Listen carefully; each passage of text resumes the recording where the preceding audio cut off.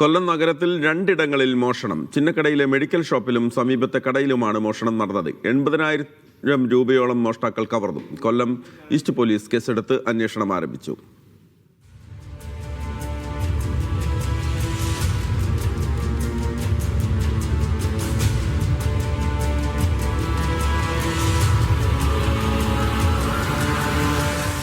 കൊല്ലം നഗരത്തിന്റെ ഹൃദയഭാഗത്താണ് കഴിഞ്ഞ രാത്രി 11:30 മോഷണം നടന്നത്. ചിന്നക്കടയിൽ പ്രവർത്തിക്കുന്ന കൊല്ലം മെഡിക്കൽസ് എന്ന കടയുടെ ഷട്ടറിന്റെ പൂട്ട് തകർത്താണ് മോഷ്ടാവ് ഉള്ളിൽ കയറിയത്.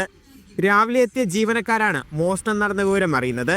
കൗണ്ടറിൽ നിന്നും 80,000-ഓളം രൂപ നഷ്ടപ്പെട്ടു.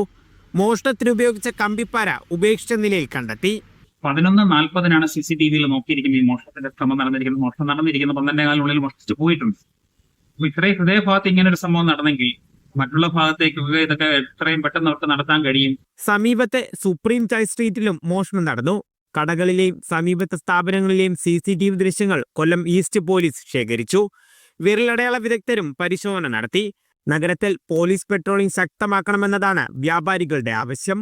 മീഡിയ 1 കൊല്ലം.